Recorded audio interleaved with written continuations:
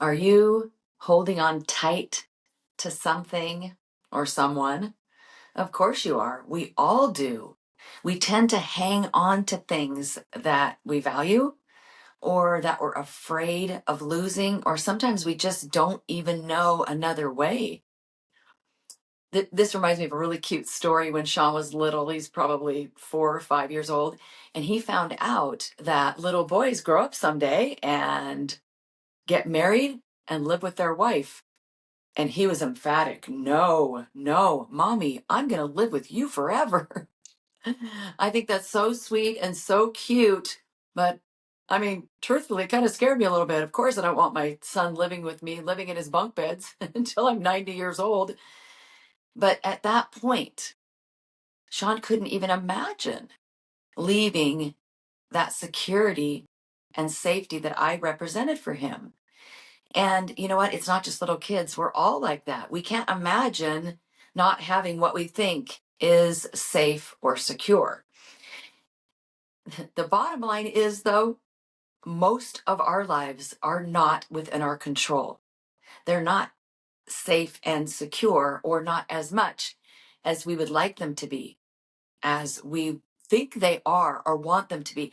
And so, because of that fear, or because we're just afraid of what's on the other side of letting go, we cling, we grasp, we claw at things.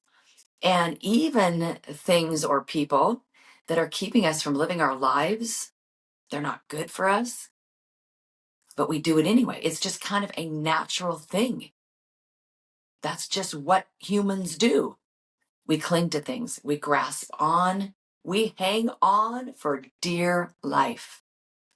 And I even did that with Jamie and her addiction. I mean, I tried to hang on, I tried to steer the ship, I tried to make her do things, I tried to, say this or that and somehow force the situation, force her off of her addiction path. I tried really hard. I hung on tight. And eventually I did the hardest, probably definitely one of the most courageous things I've ever done. And I let go. I let go and allowed her to walk out her journey. I had to realize that her life was not in my hands. When they're little, they're much more in our hands. We have a lot more control. But at a much earlier age than we like to admit, we lose a lot of that control, or most of it. By a certain age, we got no control. When they're an adult, they're living with an addiction beast or anything else, my friends. Your story does not have to be like mine. It does not have to be anything like mine for this to make sense for you. And so I finally had to say that I was going to have to allow Jamie's life to be in God's hands. And that could mean one or the other. It could mean that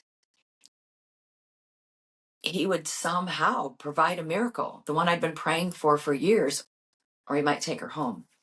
And what's really interesting is when I sit back and I think about those years, and I think about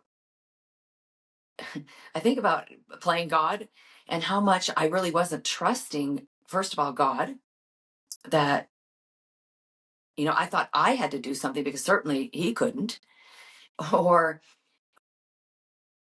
that I was so scared of the what if. What if he doesn't provide the miracle? What if something does happen and Jamie goes home? She goes to heaven. And I was so scared that I wouldn't be able to live without her. I wouldn't be able to continue my life. And now I know that what I'm saying is much more serious, maybe, than something you're dealing with or that you're holding on to. But you kind of get the picture. And sometimes it helps us if we have a more serious or dramatic story to kind of help us realize what we're doing in other situations, because we cling to the safety and security of all sorts of things, right? We cling to people, and I've kind of talked about that a little bit. We cling to identities, and we cling to expectations, not just of people, but of how we think our lives should be. And I've discovered that control is an illusion. Most of the things in our lives are not within our control. Just think about daily life. Think about getting in a car and how little control you have over all of the other drivers on the road. And then the weather, you have no control over that. Even in the government, I mean, you can cast a vote, but ultimately we have little control over that. You have no control over what other people think, what they say, or what they do. And so that leaves us, when I say that, I know that some people panic, right? They go, whoa, I don't want that to be the case. I don't want that to be true, that we don't have control. But really step back and think about it. It's just the facts of life. And so what I finally discovered in that, horrible walk that I was on for so many years, that I really had 4 things that I could control. And listen, that realization was actually freedom. And I hope it'll be freedom for you too. So it really is that we have control over 4 things. And I'm going to say it related to me, and I want you to think of it related to you. Then I'll use it in that context as well. But this was just the realization I came to. I said, wow, I only have control over my thoughts, my feelings, yes, even your feelings, my words, and my actions. Did you notice that operative word was my? Now let's flip it around. This is what you have control over. I'm talking about complete control. Well, certainly we have influence over a lot of things, and we have control over certain aspects of certain things. But complete control is your thoughts, your feelings, your words, and your actions. And as I'm saying that, I'm wondering if you're thinking, wait a minute, feelings? Okay, Valerie, gotcha. Gotcha on that one. Feelings come out of nowhere. I mean, I have feelings, Valerie, they just show up. No, I do not have control over them. Nah, you didn't get me. Feelings, it's true. They can come out of nowhere. It happens to me all the time. I have feelings that a smell, a sound, a music, some visual. I'll think of my grandmother, my grandfather that I still miss to this day. I have those feelings that come over with Jamie, just, oh my gosh, just overwhelming. I can hear a song and I'm transported back to some moment in high school. So I get it. Feelings can come out of nowhere, no question about it. But here is the caveat. You get to decide what happens next. We get to decide how long they stay and how they impact us from here on out. Because often when feelings come, we let them stay too long, or we allow them to turn into something not good. And then it affects the rest of our day, sometimes the rest of the week, the month, and sometimes the rest of your life. Feelings are not always facts. And you have got to not allow them to control your life. Sometimes you have to overthink them. You have to say, okay, it's time to engage my brain, and we're going to go with what we know and not how we feel all the time. So back to, having that sense of that we can just kind of keep our lives organized, and we can make certain choices, and we can do certain things and avoid others. And then our lives will go a certain way. We can make sure that they do. It reminds me of my niece, Shawnie, and I'm actually including Shawnie quite a bit in my book, Burn the Map, that's coming up. And she had no idea. She had so much wisdom and so many amazing perspectives, but she got them because she's been through the fire big time. I really can't wait for you to hear her story, or read her story and little snippets of her story in the book. But also I will have her on an upcoming episode, and I'm looking forward to that too. But Shawnee's the kind of person that she's very organized and very detailed and likes things, lists. Hey, she must get that from me. But she likes things in a certain way. But even more than that, she's the kind of person that really thought that she could sort of make her life go in a certain direction. And I think in certain ways she has, but not in every way. And so what ended up happening to Shawnie was, she's got this life that she's kind of keeping in a neat little box and making decisions that will put her on, keep her on, or propel her forward onto certain paths. And then talk about the map burning. Within a matter of a month, she lost her little brother Shane to a car accident. And a month later, her first best friend, her closest cousin, was Jamie, and Jamie died. All of that happened within a month. And that was a huge wake-up call for Shawnie. The good news is that Shawnie hasn't become cynical over it. She hasn't said, oh, well, I can't count on anything in my life. She's still the same person. Thankfully, she didn't allow, these massive holes in her heart to impact her and ruin the rest of her life. But what she told me is that when she would hear stories about these terrible things happening to people, she didn't mean to dismiss them. She wasn't being an uncaring person. It was just kind of like la la la, those are things that happen on 48 hours, and they happen to other people. And I think a lot of us can relate to that, to not feeling like that can happen to us. And it's, we don't want to live like that. We don't want to live paranoid that all the time, oh my gosh, this could happen to me. It's not a good way to live.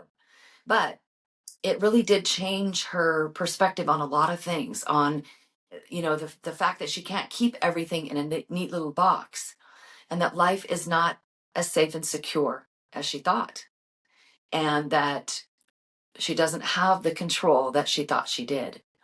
But yet, what we do, I hope this wakes you up. But even if it does, there'll still be things that you will cling so tightly to, your hands will practically bleed. And I think that we will always value people and things, of course, but I think we have to let go and have a looser grip on things, on situations.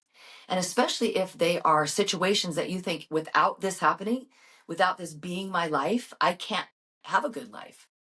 It's going to destroy me if this doesn't happen. I know people who cling so tightly to their money, like this is the thing that's going to bring them lasting happiness. Well, I'm sure it brings them a lot of things. I'd like to find out. But in the end, we've all heard you can't take it with you. But that's what they think is going to bring them safety and security. And it will bring you a certain amount of safety and security, no doubt. But not all of the kinds of safety and security we need. That peace in our hearts, that knowing that we can find happiness again, that belief that we can live with grief and joy in the same heart. So I think we all have to ask ourselves, while we're clinging to these things, while we're grasping, holding on so tight, we say, for instance, we don't want to be, we want peace, for instance, we want peace, but yet we stay tethered to things that bring chaos into our lives. You can't say one thing and do another. I mean, I guess you can, but it's not going to get you anywhere. We say we don't want chaos. Oh my gosh, I can remember that. We got to stop the chaos in our lives. But yet we grasp, we continue in, we even chase after relationships that bring us chaos, far from peace. We have to be willing to let go of. And I want you to hear this, really, really hear this. What you are letting go of is really not even control. You are letting go of your false sense of control. It's an illusion. So back to when I had to let Jamie go to live her life, I thought, what if? And that's what's going to happen to you when you have a looser grip or let go, is you're going to think, well, what if? Like we think we're so powerful that we have all this control. Like I really thought I was powerful enough to control her addiction, really. But that's what we do. We do the what if game. We say, well, what if I do? If I do, then what, if, comma, then. If I let go of Jamie, then she might die. That was the ultimate. And she did, but it was not because I let go. It had nothing to do with that. She was already on that path. It had nothing to do with me. But what it was doing is taking me with her. And if I hadn't let go, I don't even want to think about where I would be today. And so you can think about these things in a big situation like I'm talking about, and some of you out there I know are in that specific situation. But sometimes it's even things that are more subtle, but they can still be serious. You know, you're clinging on to that relationship, like I said, or you're stuck in a job that you hate because that's what you're supposed to do. It's what someone expects of you, or you're too scared to go out and try something else. Try a looser grip. Think about those 4 things that I said. These are really the 4 things that you can control: your thoughts, your words, your actions, and remember, even your feelings. You do not have to allow your feelings to rule your life. We need to let go, because sometimes if we don't let go, we are going to be dragged. Don't be dragged into your future.